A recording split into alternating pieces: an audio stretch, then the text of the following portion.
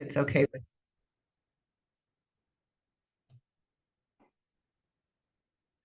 Hello, Jerry. Welcome to my YouTube channel. I wanted to have you on here today because of your recent book publishing, and I'm excited to offer it to my viewers and give more opportunity for people to understand what you're doing, how we got to know each other, but also how the public can be helped by your work. Um, So, so people who are watching, I met Jerry through ballroom dancing, and you were so warm and welcoming. And I'm going to tell you, it was never comfortable for me going to those things. I had to warm myself up. Sometimes I would drive around before I would park and go in. It was just really hard for me, and you made it easier for me. And then we started getting together and having dinner, lunch, or something. And then I got to know you. And here we are, like more than, well, 5 years ago was the last time I ballroom danced because of the pandemic. Right. Um, so why don't you tell the viewers a little bit about you, your background, and what brought you here at this time with this project? Okay. Well, thank you for having me and hello viewers. Um, yes, I did always have to kind of bug Valerie and send her little text messages, say, "Are you coming?" But um I learned that early on. I learned how to be hospitable from my Egyptian ballroom dance teacher. So in Jacksonville, Florida, I just lost my husband in 2004 from colon cancer, and we just had the diagnosis the day before he died. So it was very quick. Um, I drove around this one road a lot of times, and I'd see Arthur Murray Dance Studio, and I kept thinking, maybe I'll try that. Maybe I'll do that. My daughter happened to be in the car with me one time, and I said, "Hey, Julie, let's go in and check it out." She was my moral support. Well, this was an Egyptian dance studio owner. His name was Ahmed. He welcomed us, just gave us hugs and how you doing, and he'd introduce us to everybody as we walk in, and he saw two of us for the price of one. So he was a very good businessman. So my daughter had also been grieving the loss of her dad, and it was really a godsend for us to start ballroom dancing. It gave us something to do. It helped me move, through grief because I had not been very active. I was tired of being stuck in my grief, so I was ready for something new. And he just made it a very warm place for us to go to kind of retreat from our everyday grief. As soon as we'd walk in the door, he'd be introducing us to this person or this person when we would have social dances. So it was just kind of that's how I was trained. And Right. I'm really glad that I met Ahmed first before I went to other dance studios because they're not all the same. No. And so that's probably why we connected. And I think we connect because I think counseling and educators we're very service oriented people. So we like to get to know people. We like to hear their stories. So I think that's kind of why we bond it and connect it so well. And what is your story? Okay, my story is, well, I'm a 40-year educator. I mean, not 40 years old, but I've been doing this for over 40 years. So I've worked in everything from kindergarten through ninth grade, teaching science to undergrad to graduate work to working with doctoral students. So that's kind of my professional background. The writing background began sometime later. So after my family and I moved to a different state. We moved from Jacksonville, Florida to Marion, Indiana, farm country. Very, very different kind of culture. Um, I I was invited kind of last minute to a writing conference that our university was sponsoring. And previous to, so I'll tell you about that in a second. I'm sorry, I'm segueing. That's okay. Anyway, we, there was a group, a very small group of widows that would meet for lunch, and we called it Young Widows Fellowship. This group was started by Vicki Rudisell, and it was just kind of a way for us to be real, be authentic with another person who understood what we were experiencing. Not many widows are younger Right. and are raising children. Yes. So it was helpful for me to talk to some widows who were, Your o- age. Yeah. yeah, who were kind of in that age or at least had the experience. Because I would say I'm 21 years out as a widow, but because I had the experience of being a younger widow, I can talk to another younger widow. Yes. So we'd started meeting. Um, I knew the first year after the loss, I was not to make any major changes, so I didn't. But I had to have some projects to keep my mind busy. So we worked on the house, got the house all ready, which was a good thing because the second year I'm like, "Ah, I need a real job. I need to get out there and earn some income." So because it was a multi-state move, the house was now ready to be sold. It got sold actually the day before I left to make the transition to Indiana, Wesleyan University. And then um, second year, I was all involved with a new house, with a new job. So of course, grief got put down a little bit because now I had all these exciting new things to focus on. So grief really hit me year three. I see. Yes, because now there was nothing shiny and new for me to focus on. And you weren't getting a house ready to sell or getting life Yeah. So settled. so exactly. So the busyness of life had slowed down, and that's when grief hit, and that's when I started doing a lot of journaling. Journaling is one of those things that, I've done frequently throughout my life when I'm trying to bring clarity to my thoughts, because my thoughts, um, when you're dealing with grief, can kind of be like a hornet's nest. Yes. It's kind of Oh, revolving around you. And it's like, okay, journaling helps me grab that one thought, put it down on paper, focus on that. right.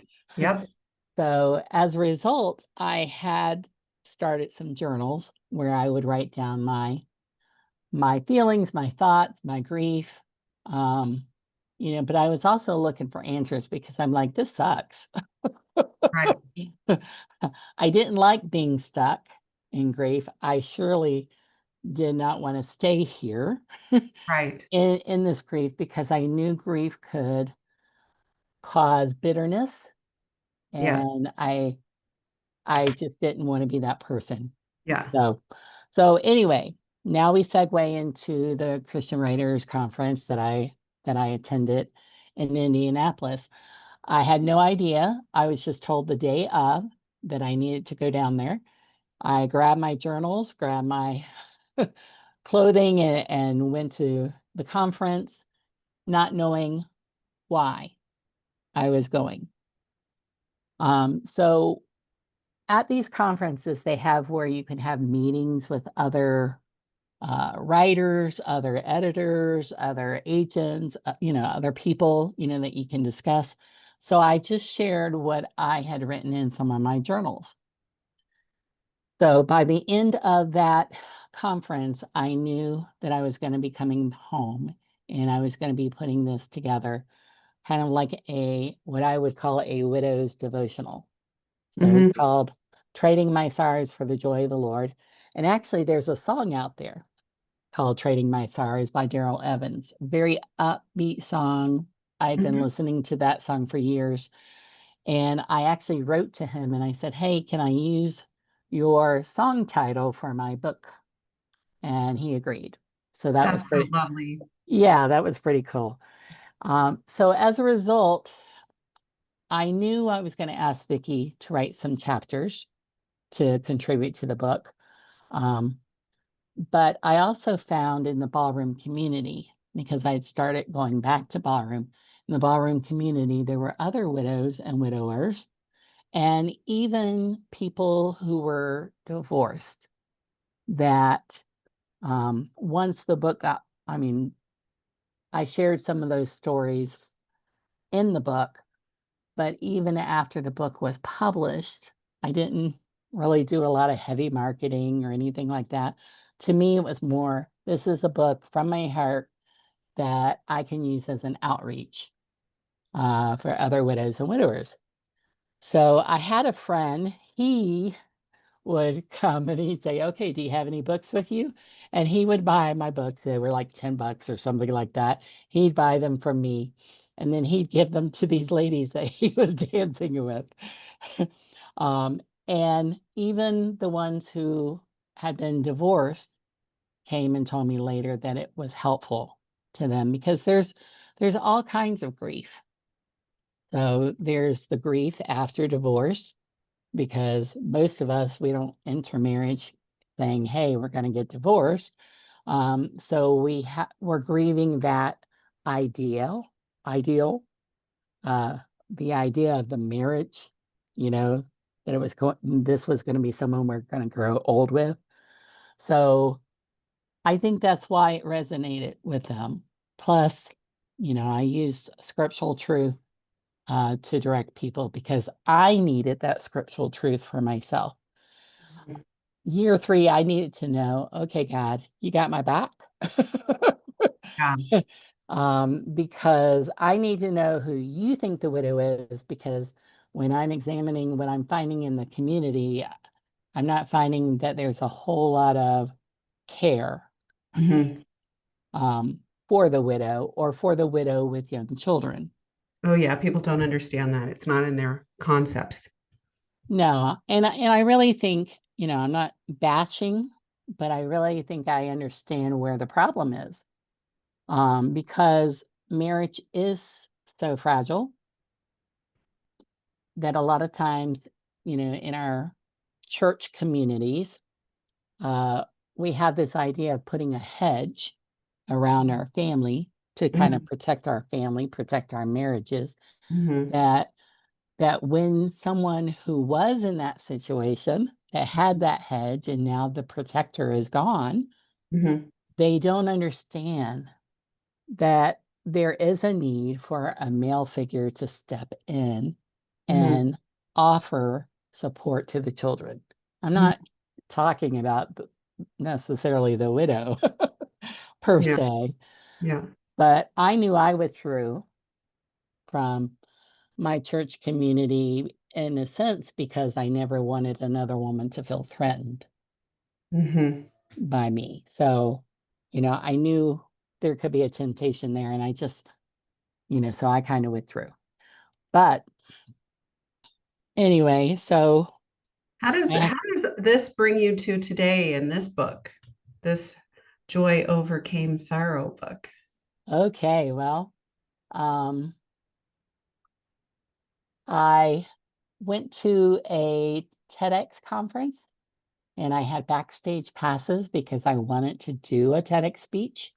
And the TEDx speech was uh, how ballroom dancing helped me move through grief, which I thought was a fascinating topic. I thought they would enjoy that. But when we met with a group of businesswomen there the next day, they looked at me like I had three heads. They're like, "We don't understand this." Okay. So, so when you're in that situation, you might elaborate a little bit more. So I was elaborating that I was a teacher and that I had a fifth grade boy in my classroom who had lost his dad previously a few years ago, but he was still grieving. So, I basically said because of my experience of loss, I understood what he was going through. I also understood that um, the subject matter that he might be struggling with or whatever was not the most important thing in his life. He needed to get through the grief. He needed to have the support. Um, a lot of times we think children are resilient, which I'll agree that they are, but it doesn't mean that they don't need support. And that is when a group of businesswomen from TEDx looked at me and said, "You should write a children's book about grief." And I'm like, "What?" It's like, I know. I was very annoyed. But what happens sometimes when we're given a challenge is we say, "Well, I'll try." right. At the time, this was back in 2019 in November.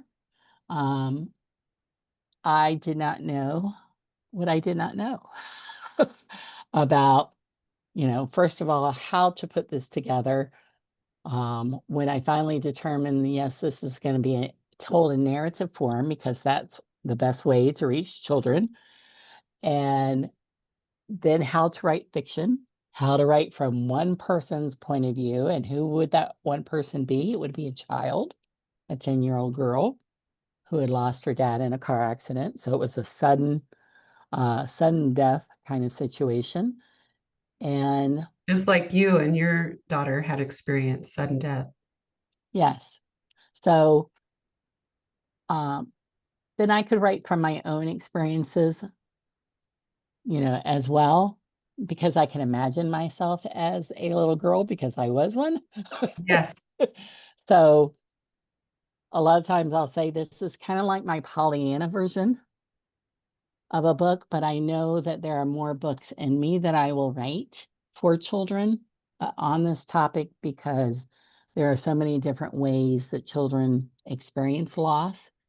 And so a sudden death from a car accident is different from a child who's watching their parent go through cancer treatments and lose them in the end. There's just differences. Yes. So I think having more narrative stories about these experiences that a child can relate to uh, through different cultural lenses, through even different faith lenses, I Hmm. think is what we need today to help our children. What do you mean by narrative? For example, I had a friend who bought a book um, for a family who had just lost their grandmother. So she met the family at the church. She gave the book, and the boy took the book into church with him. And he always reads books in church. So he started reading the book. By the end of the church service, he looks at my friend and he goes, "How do you know Joy?"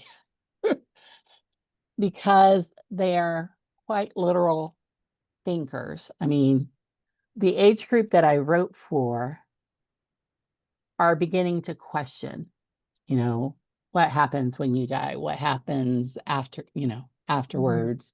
Yeah. Um, so they're beginning to ask those questions, but they're still pretty literal thinkers. Yes. So I know when my son, who was 12 when his dad died, when he became a teenager, then there were different issues that we faced than when he was 12. So it's how they think. So telling a story where they can relate to the character um, and relate to the experiences that the character is feeling is what seems to help It's like them. they're reading it and coming alongside the main character. They are. So I just thought that was so amazing that I'm the gonna boy, flash the book.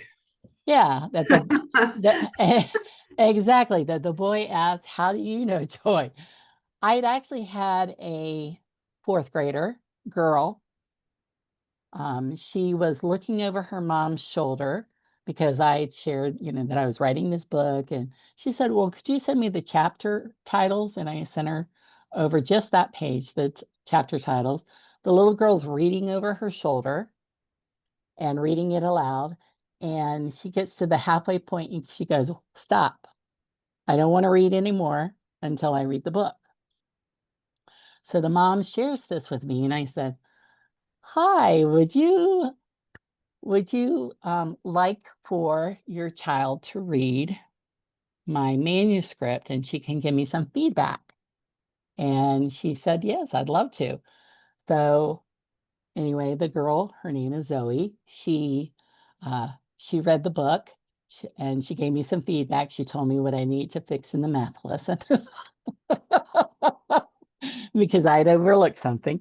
But then she said, I think this is a good book for children who have lost loved ones.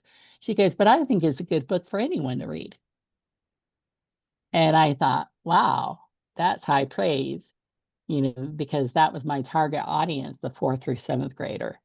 Uh, Officially, like that's the obvious. And underneath that is everyone, because we all have an inner child in us, and everyone has gone through something that they wish were more, better, or different. exactly. Which is another reason why you put out a companion journal to go with. Look at us. Yeah. And so Right on cue. I love it. I love it because I'm a journaler too. And I also recommend journaling to all my clients whenever it suits, but it's frequently that I do, and in different methods. Might not be writing with a pen and paper, it might be voice notes, or it might be other ways of getting it out of Or your artwork, artwork. or yeah. Absolutely. Yes. Um, how are you promoting your book? How can we help you, people who are viewing this video? I would love, especially for the counselors, because I consider we have three audiences. So let me answer it this way first. Sure. We have the child who's lost a loved one. We have the helpers, and the helpers are counselors, teachers, pastors, chaplains, first responders, anybody who might be there when a child needs them after a loss. So, third audience, which I found very surprising, but I think it's very impactful, is being told by other people who are hearing about my book on social media saying, I need to read that book because I lost a loved one when I was 8. Um, because there's a lot of adults out there with unresolved grief. So if we can help children with their grief, then they will not end up being adults with unresolved grief, and they'll have the skills to be able to go through anything. So we say children are resilient, but we have to offer them the support and the skills that they need. So I think that's what the book and the journal does. It helps them process, because there's prompts that relate to the book, but there's prompts that are open-ended so that they can write their own experiences. So the third audience was the adults with unresolved grief. But even in my book launch team, we had a member who had just lost her dad. So again, yes, even though we're adults, we've known our dad since we were children. So we're still having that childlike grief, and we still need that childlike faith to get us through. Well, I think too, in the culture that I've lived in the United States, there hasn't been a lot of support for grief. Somebody dies, has to be somebody close to you so you can get leave from your job or whatever, vacation or bereavement. And it's like 3 days, and then you're expected to be okay, or people are concerned, oh, tell us what we can do. And then a year later, they forget about it.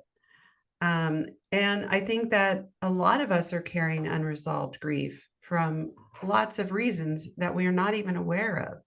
And that's one of the jobs of a counselor, is to help them find a space to let some of those um, I guess, unprioritized experiences become more aware, help them become more aware of their unprocessed material in the nervous system, in the body mind. And so that's what counselors do, every day. And I also like to recommend if there's a topic that somebody is interested in learning more about, get a children's book on the topic. You're going to sometimes, if it's a picture book, you're going to get pictures, but you're going to get like in a digestible format. You don't have to read a textbook on a topic, just get a children's book on the topic. And then it goes faster, they learn faster. It's summarized beautifully because it's written for a child. So I think Joy Overcame Sorrow is a perfect book for grief in general. I agree. I agree. I think it's got those universal truths about grief, how we process it, how we move through it, how the reason why we grieve is because we love. The reason why we are joyful for someone, like you just went to your son's graduation, is because of love. Okay, so there is definitely a connection of love between grief and joy. And that's what we have to recognize. And I think that's what people need to understand is when people are still in grief, it's because they have great love. And they're trying to make sense out of what do I do now? I had this picture of what my life was going to be like, but now everything has changed. Now I have to learn how to do bills and now I have to learn how to do this. Yes, Um, and I have to do it by myself. yes. So um I there's a chapter in Joy Overcame Sorrow where Bella and Joy are having a conflict. Okay. Bella and Joy are best friends. So we get introduced to them in the very first chapter. They're riding bikes. There is summertime and they're carefree. And, Bella loves butterflies and Joy loves dragonflies. So there's still some differences, but Joy doesn't know how to be okay with Bella anymore because Bella still has a dad. And Bella doesn't know how to be okay with Joy anymore because she keeps inviting her to play, come over to the house, whatever. And Joy can't do it right now. And Bella loves Joy unconditionally, but she just doesn't know how to go from being sympathetic to Joy to being empathetic, to just sitting there with her in her grief, just letting her talk about her dad, just, being there and not letting Joy say, no, I don't want to play. Like a So, disconnect of sorts between both of them for different reasons. so that's another reason I think that the book is good for all children and even adults. There's a difference. Um, Chapter 3, we talk about casseroles and condolences. Okay, there there is grief beyond the funeral, people. Exactly. So, instead of sending a condolence card, why not send a book? Right. Yes. Or instead of sending a condolence or taking a casserole, mark on your calendar a month away, 3 months away, or whatever, to check on the person, to text them, to say, hey, do you want to go out for coffee?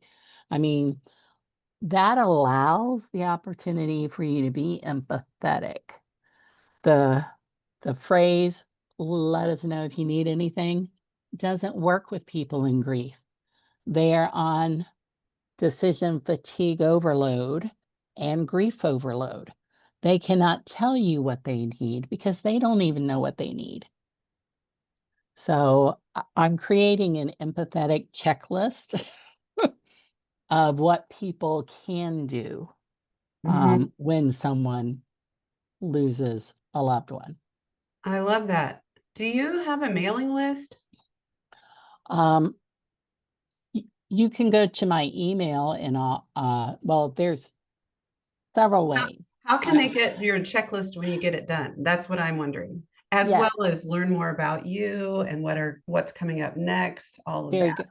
Very good. So jerrywoodbridge.com is my website, and you're going to see a page that will pop up and it will say add you to your mailing list. So, yes, I would love for you to go in there and you can see a little bit about me, a little bit about my writing. You can see the first book trailer right now, um, which remember I told you about the little girl Zoe? Yes. She actually read a script with the voice over for that Oh, trailer. I watched the trailer yesterday. Yes, and so, she's a very powerful part. I sent her an autographed copy of the book. Oh, so sweet. So, but I said, we really need to hear a child's voice in that. But then we also have a second trailer, and I can send that to you for the helpers. And that has my voiceover because I'm kind of like Fred Rogers. I think that you look for the helpers. Yes. The helpers Yeah. are the heroes. The helpers are Yes. are the neighbor or the church member that Right. buys a book for a kid that helps them make sense of their grief. Right. So I think of them as the special populations. Like here, we have a lot of military and like children moving all the time or leaving friends or schools or neighborhoods that making sense of all of those moves is a grief point, exactly. you know. Uh, Um, I, I would love to write a book from a military child's point of view. Um, I don't Well, I had a stepfather who was in the Navy, but he didn't die or anything like that. So, but I would really love to give voice to children from all. communities. Yeah, Yes, I think about how that's a loss, and then it it becomes is. a way of being. And I know one of my friends, we were living in Australia together on a contract, military contract, and our husbands were both, well, hers was active duty and mine was a contractor. And she felt like she had to move every 3 years because she'd grown up like that. So she's like, okay, it's about 3 years, gotta move. So there's a lot of different kinds of loss. The human experience is multifaceted. I appreciate your all this work that you've done to put your book together. I know I read the manuscript years ago, and I've gotten to see part of this process. And um, what are you working on now? Right now, I'm trying to write more articles, so I've got a a blog. Um, Hold on just a second. Can we pause for a moment? I don't know. Okay. Um, Yes, hold on. Okay, we're back. all right. Thank you. Sure. I forgot what we were talking Well, we were about. talking about what you're working on now. Okay. I'm writing more articles that deal with grief, and there's one that I really like. It's called Naming Your Grief. So I think that is probably universal to your audience of counselors and people who have experienced loss. But it can be anything. It can be, okay, the loss of a job. It could be Loss of health. loss of health. Um, yes, loss of friends in a move, even though, you know, we've learned as adults how we keep connections with people we don't see all the time. But, as a child, it is very, very devastating to suddenly lose your best friend. Yes. So, anyway, so I have a blog, Jerry L. Woodbridge .blog. It's on WordPress, and that's where I'm writing more articles. But I do plan to work on a second book. Uh, right now, I'm kind of in the midst of the book launch, and I'm also podcast guesting on a lot of different platforms And YouTube guesting. and YouTube guesting. So thank you very much for this opportunity. You're But just welcome. trying to get the message out there. Hmm. Um, I'm learning to be bold rather than my first book just saying, "Oh, it's just my outreach." Well, that sounded more like a ministry, you know. And this sounds like you're trying to help people in a more overt way. Yes.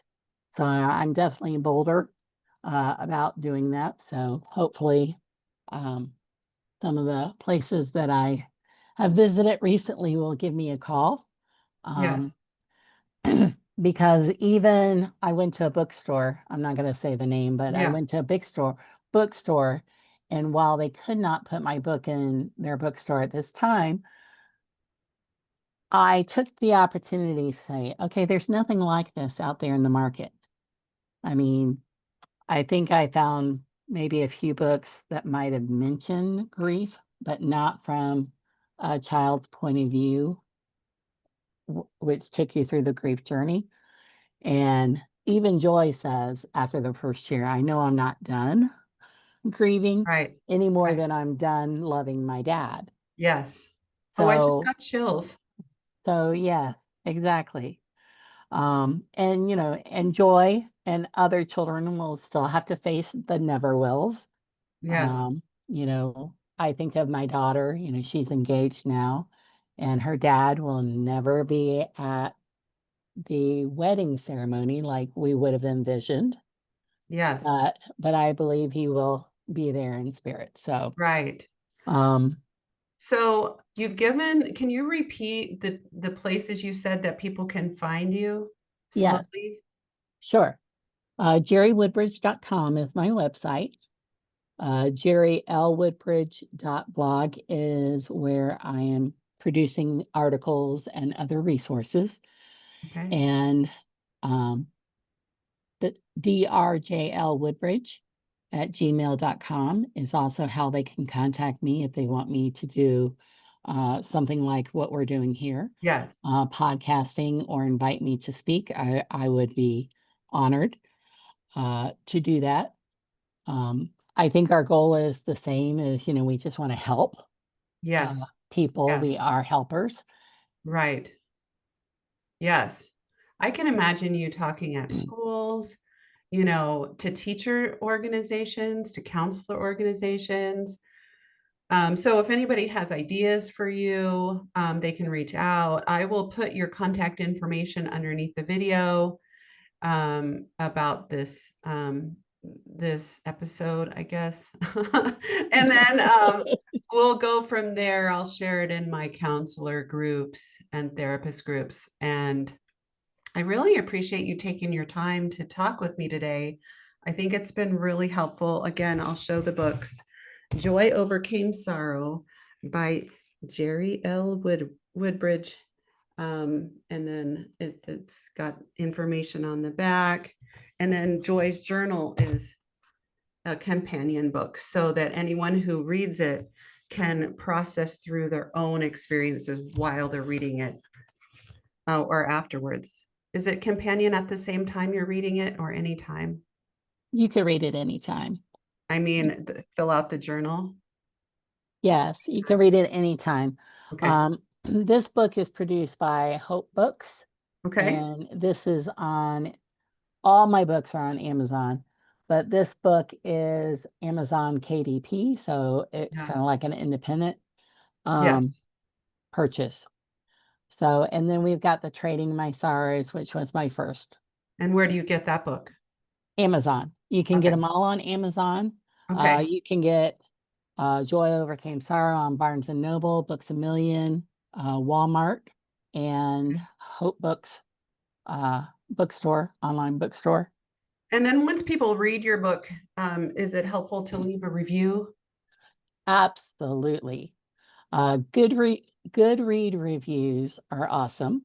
Amazon reviews, if they have I guess they have a verification process. They have to have purchased so much in a period of time, and I guess they want to verify that they purchased through Amazon. Um, but yes, they can leave a review. It could be verified or not verified. But Okay. if anybody wants to leave a review, especially your counseling group, I would greatly appreciate it. Good read reviews in Amazon. I'm already going to get some more copies because I want to send some to my niece, who's a counselor and a mom, and has been a teacher, and then my sister, who's a pastor's wife and a teacher. And I'm like, ooh, they need to know about your book. Yes, So, yes. well, listen, this has been lovely. Thank you so much. I'm going to stop the recording.